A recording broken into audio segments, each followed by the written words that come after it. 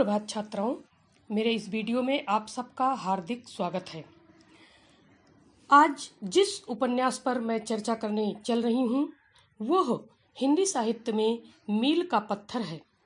गोदान, मुंशी प्रेमचंद द्वारा रचित उपन्यास। मुंशी प्रेमचंद किसी परिचय के मोहताज नहीं है।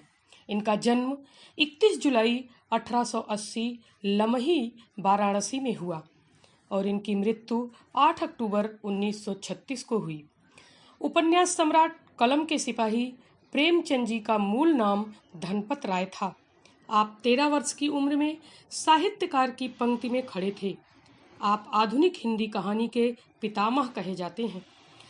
इनकी अधिकतर कहानियों में किसानों, मजदूरों, स्त्रियों आदि की समस्याएं गंभीरता से चित्रित हुई हैं। आपने हिंदी कहानी और उपन्यास की ऐसी परंपरा विकसित की जिसने पूरी सदी के साहित्य का मार्गदर्शन किया।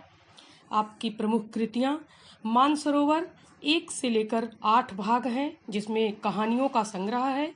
गोदान, सेवा सदन, निर्मला, गबन, रंगभूमि उपन्यास हैं।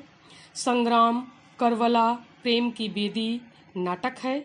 टालस्टाय की कहानियां, आजाद कथा, चांदी की डिबिया आदि आपके लोकप्रिय साहित्य हैं।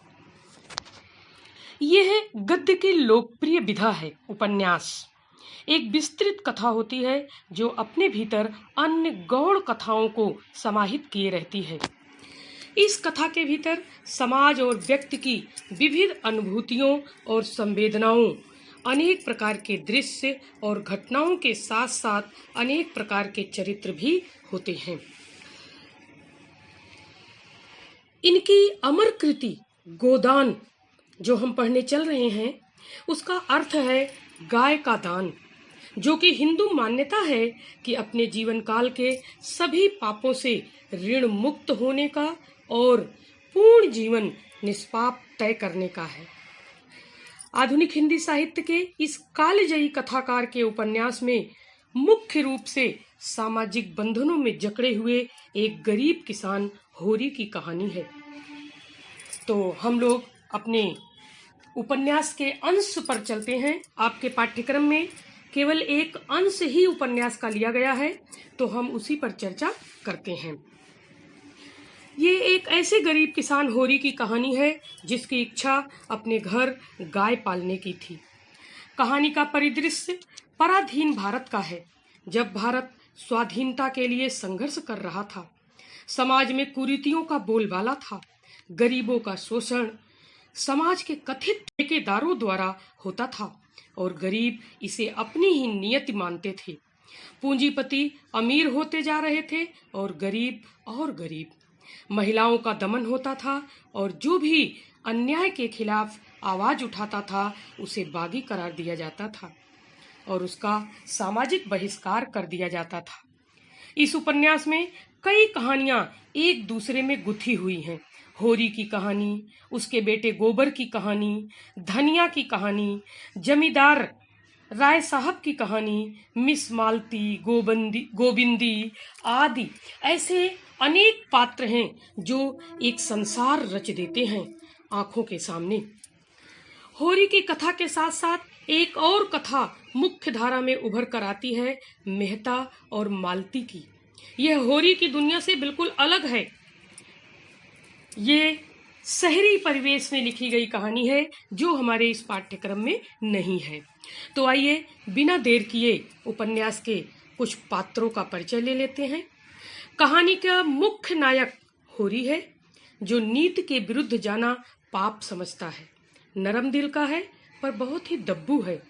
धनिया होरी की पत्नी, जो हर स्त्री की तरह अपना घर संभालती है, पति की मदद करती है, लेकिन अपना अलग दिमाग रखती है।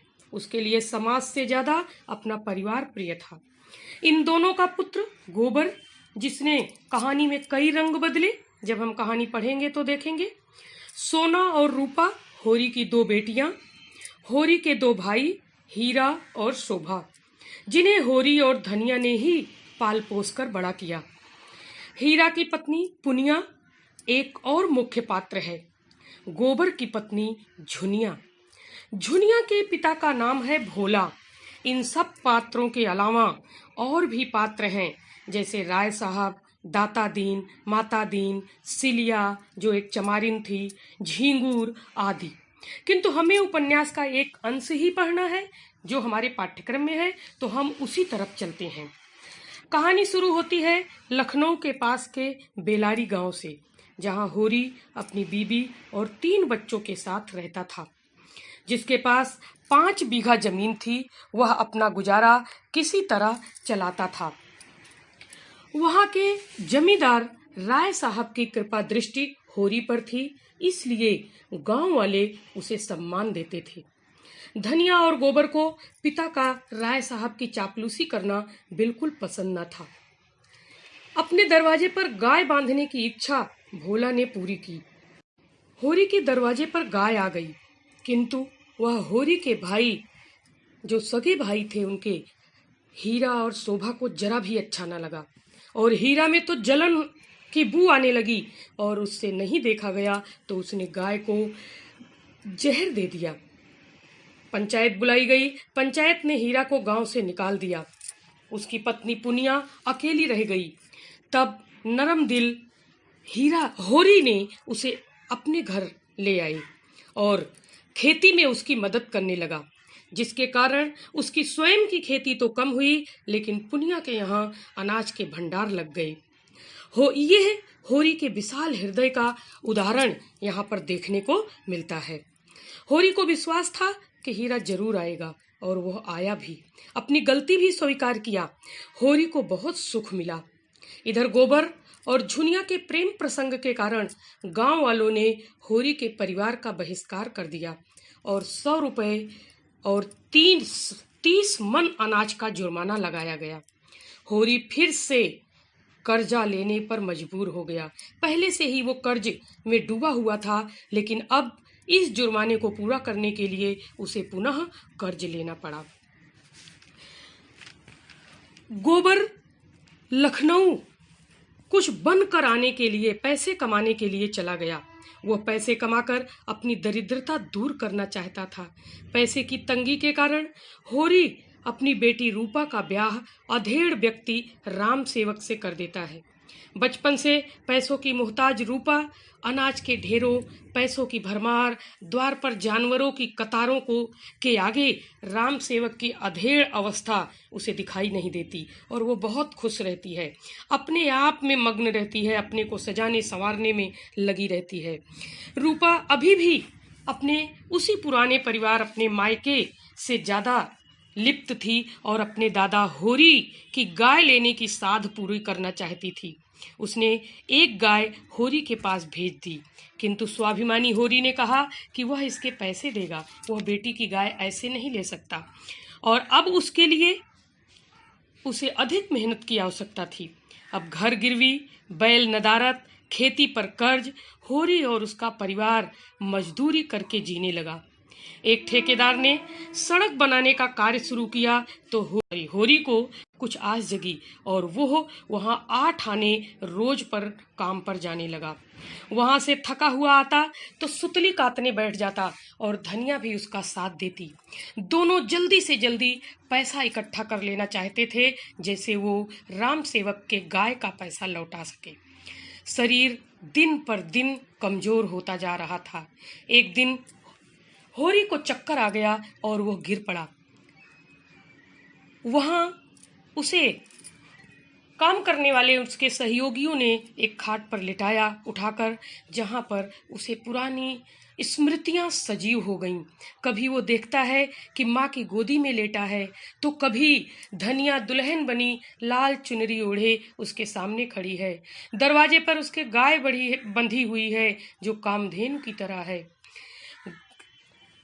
इस तरह की स्मृतियां उसके आंखों के सामने घूमने लगी। गांव में खबर हवा की तरह फैल गई कि होरी बीमार हो गया है, गिर गया है। सारा गांव जमा हुआ। धनिया दौड़ दौड़ कर घरेलू उपचार कर रही थी। कभी वो भूसी मलती, कभी कुछ और करती, जो जो उसे पता था वो सब कुछ कर रही थी। पैसे नहीं थे, नहीं तो डॉक्टर को बुलाती। तभी उसे कहीं से आवाज सुनाई पड़ी कि गोदान करा दो। और सारे लोग बोलने लगे गोदान करा दो। धनिया अपने दिल को कठोर करके यंत्रवत उठी और सुतली बेचकर जो पैसे गाय के लिए देने थे वह लेकर आई और दाता दीन के हाथ में रख कर बोली, महाराज, न घर में गाय है न बछिया, यही पैसे हैं, यही इनका गोदान है। और पछाड़ खाकर गिर पड़ी। यही हमारा उपन्यास का अंश समाप्त हो जाता है। तो बच्चों, आपने देखा कि किस तरह से मार्मिक घटना है और मुंशी प्रेमचंद जी ने इसमें जातिवाद, धर्मांधता, गरीबों का शोषण, अमीरों की खोखली शान और भी कई समस्याओं को इस उपन्यास में इंगित किया है। हमारे पाठ्यक्रम में केवल ग्रामीण अंचल को दिखाया गया है। वास्तव में गोदान को ग्राम्य जीवन का उपन्यास भी कहा जाए तो कोई दोष नहीं होगा।